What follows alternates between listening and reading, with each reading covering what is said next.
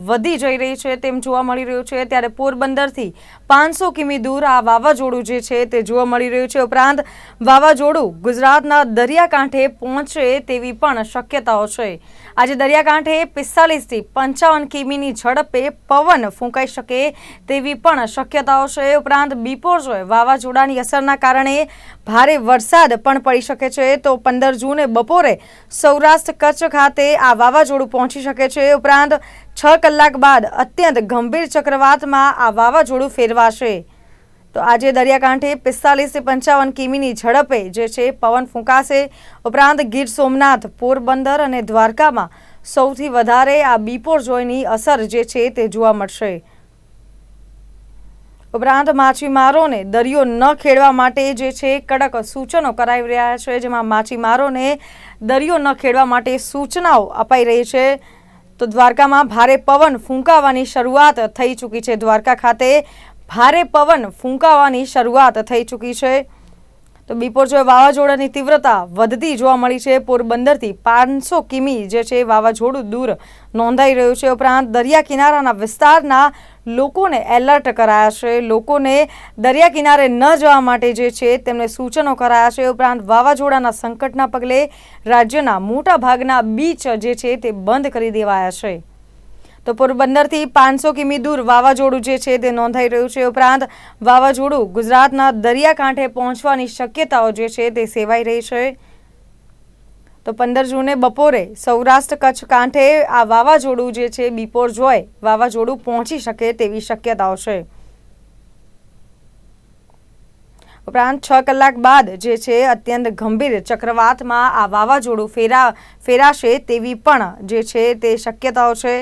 तो आजे दरियाकांठे 45 થી 55 કિમીની ઝડપે પવન ફૂંકાઈ શકે છે તેવી પણ શક્યતાઓ રહેલી છે। માછીમારોને દરિયો ન ખેડવા માટે સૂચનો કરાયા છે। ઉપરાંત માછીમારોને જે છે તે કડક સૂચન કરેલ છે કે દરિયો ન ખેડવા માછીમારોને સૂચન કરેલ છે। ગીર સોમનાથ, પોરબંદર અને દ્વારકામાં આની સૌથી વધારે અસર જે છે સૌથી વધારે આની અસર બિપોરજોયની જોવા મળી શકે છે ગીર સોમનાથ, પોરબંદર અને દ્વારકાના દરિયાઓમાં।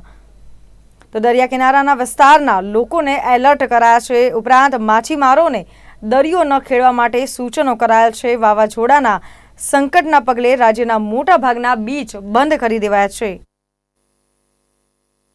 અત્યારે આપણે પોરબંદર ખાતે છીએ। પોરબંદરની ચોપાટી ઉપરના જે દ્રશ્યો છે એ અત્યારે આપ જોઈ શકો છો। વરસાદની જે ઇફેક્ટ છે એ તો જોવા જ મળી રહી છે। સાથે સાથે વાવાઝોડાનો જે ભારે પવન છે એ ફૂંકાવાની શરૂઆત થઈ ચૂકી છે। દરિયો છે તે પણ અત્યારે તેમનો પોતે કલર બદલી રહ્યો હોય। એક પ્રકારે દરિયાનો જ્યારે પણ વાવાઝોડું દરિયાની અંદર જ્યારે વિસ્તૃત રીતના ધીમે ધીમે આગળ વધતું હોય છે તો દરિયાનો જે એક મિજાજ બદલાતો હોય છે, આવો જ કંઈક બદલાયેલો મિજાજ છે એ અત્યારે અરબી સમુદ્રનો જોવા મળી રહ્યું છે। ઊંચા મોજા ઉછળી રહ્યા છે। દરિયાની અંદર જે કરંટ જે કહી શકાય છે, વાવાઝોડા આવતું હોય છે ત્યારે જે કરંટ જોવા મળતો હોય છે, આ પ્રકારનો કરંટ છે એ અત્યારે દરિયાની અંદર જોઈ શકાય છે।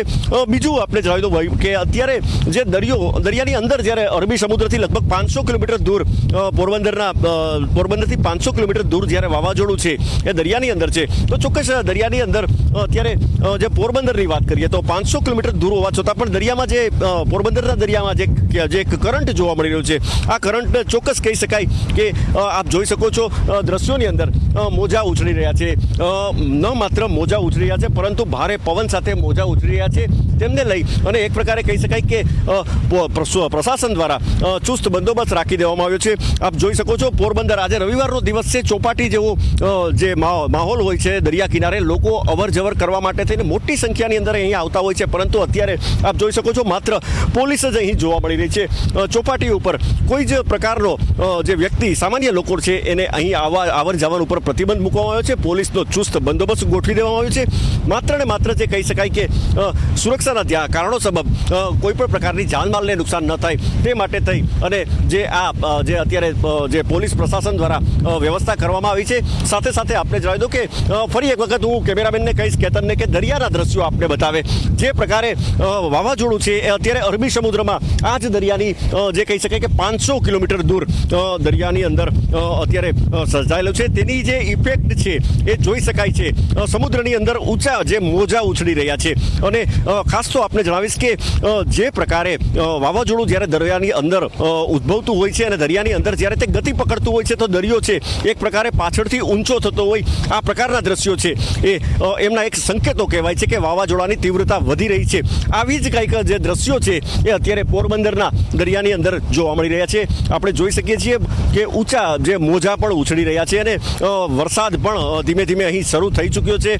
પવનની ગતિ અસામાન્ય ગતિ કહી શકાય છે, સામાન્ય કરતાં વધુ ગતિ છે એ અત્યારે વધી ગઈ છે।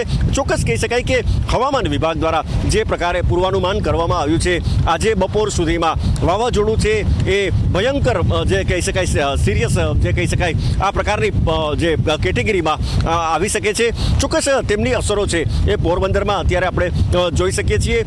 પવનની ગતિમાં વધારો થઈ રહ્યો છે, વાવાઝોડાની સીધી જ કહી શકાય કે અસરો એ પોરબંદરમાં જોવા મળી રહી છે। રહી વાત સૌરાષ્ટ્રના અન્ય વિસ્તારોની જો આપને વાત જણાવું તો વેરાવળ બંદર ખાતે વેરાવળમાં પણ જે અત્યારે વરસાદી માહોલ છવાયેલો છે, આ ઉપરાંત જે ભારે પવન પણ છે, દરિયાની અંદર પણ કરંટ છે, તમામ માછીમારો છે તેમણે પોતાની બોટને સલામત સ્થળે લાંગરી દીધી છે જેથી કરી અને કોઈ પણ પ્રકારનું નુકસાન ન થાય। અત્યારે જે વરસાદી માહોલ છે એ સમગ્ર સૌરાષ્ટ્રના સાગરકાંઠા ઉપર હવામાન વિભાગની જે આગાહી છે તે પ્રમાણે જોવા મળી શકે છે। આજે બપોર બાદ જે ચક્રવાત છે એ થોડું સિરિયસ કહી શકાય છે, એક જે એક્ટિવ મોડમાં જ્યારથી આવશે ત્યારબાદ જે અત્યારે આપણે જોઈ શકીએ છીએ કે પવનની ગતિ વધેલી છે, બપોર બાદ આ ગતિ છે એ વધી અને 45થી માંડી અને 55 કિલોમીટર સુધી પ્રતિ કલાકની થઈ જશે।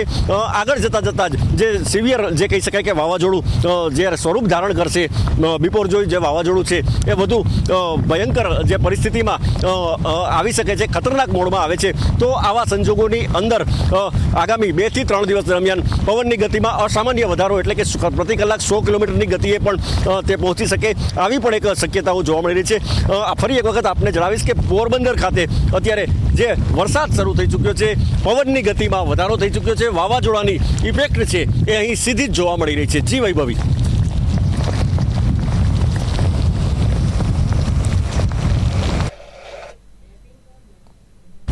તો બિપોરજોય વાવાઝોડાની તીવ્રતા જે છે તે વધી રહી છે, જેમાં પોરબંદરથી વાવાઝોડું જે છે 500 કિલોમીટર દૂર નોંધાઈ રહ્યું છે। ઉપરાંત વાવાઝોડું ગુજરાતના દરિયાકાંઠે પહોંચવાની પણ શક્યતાઓ રહેલી છે। ઉપરાંત 15 જૂને બપોરે સૌરાષ્ટ્ર વિભાગ દ્વારા જે આગાહી કરવામાં આવી છે કે આ સાયક્લોન છે એ સિવિયર સાયક્લોનમાં પરિવર્તિત થશે આજે બપોર બાદ, એટલે કે લગભગ 5 થી 6 કલાક બાદ સિવિયર સાયક્લોનમાં તે પરિવર્તિત થશે અને ત્યારબાદ જે તેમની ઇફેક્ટ છે એ વધુ વધી શકશે। અત્યારે જ આપણે જે ઇફેક્ટ જોઈ શકીએ છીએ, અત્યારે તો હજુ સામાન્ય જે વાવાઝોડું છે અરબી સમુદ્રની અંદર છે, આમ છતાં પણ જે અહીંયા આપણે અત્યારે વાત કરીએ છીએ પોરબંદરની તો અહીંયા પણ અત્યારે પવનની અસામાન્ય ગતિ થઈ ચૂકી છે। જો વાત કરીએ બપોરની તો બપોર બાદ જે પ્રકારે પવનની ગતિ વધશે, જે પ્રકારે વાવાઝોડાનું એક જે કહી શકાય કે રૌદ્ર સ્વરૂપ પણ જોવા મળી શકે છે। અત્યારની જ વાત કરીએ છીએ, અત્યારે આ પ્રકારના દ્રશ્યો છે એ જોઈ શકાય છે। મારી પાછળના દ્રશ્યો આપ દરિયાની અંદર જોઈ શકો છો કે વાવાઝોડાના કારણે દરિયો છે એમાં કરંટ જોવા મળી રહ્યો છે, મોજા ઉછળી રહ્યા છે ને એક પ્રકારે કહી શકાય કે જે સમગ્ર જે વાવાઝોડા પૂર્વેનું જે એક વાતાવરણ બંધાતું હોય છે આ વાતાવરણ અત્યારે પોરબંદરના દરિયાની અંદર જોઈ શકાય છે। દરિયાની અંદર ઊંચા મોજા ઉછળી રહ્યા છે, દરિયાની અંદર એક પ્રકારનો જે કરંટ જે છે આ દ્રશ્યો જે છે એ ચોક્કસ કહી શકાય કે સામાન્ય દિવસોની અંદર અહીં જોવા નથી મળતા। દરિયો એક પ્રકારે ગાંડો થયો છે, દરિયો તોફાની બન્યો છે, આવા જે શબ્દો છે એ આજે અહીં જોવા મળે છે। ન માત્ર અહીં જ પરંતુ આપે જણાવ્યું તેમ સૌરાષ્ટ્રની વાત કરીશ તો વેરાવળમાં પણ અત્યારે જે દરિયાની અંદર એક કરંટ જોવા મળી રહ્યો છે। વેરાવળ ઉપરાંત માંગરોળ બંદર છે, પોરબંદરની વાત કરીએ, દ્વારકાની વાત કરીએ અને આ ઉપરાંત સૌરાષ્ટ્ર ઉપરાંત કચ્છની જો વાત કરીએ તો જખો બંદર જ્યાં હવામાન વિભાગ દ્વારા આગાહી કરવામાં આવી છે કે વાવાઝોડું છે સીધું જે જખો બંદરને હિટ કરી શકે છે। મતલબ ક્યાંક ને ક્યાંક અત્યારે જોખમ આમ તો સૌરાષ્ટ્રના તમામ તટીય વિસ્તારોમાં છે, પરંતુ સૌથી વધુ તેની ઇફેક્ટ છે એ પોરબંદર, દેવભૂમિ, દ્વારકા અને જખો ઉપર પડી શકે છે।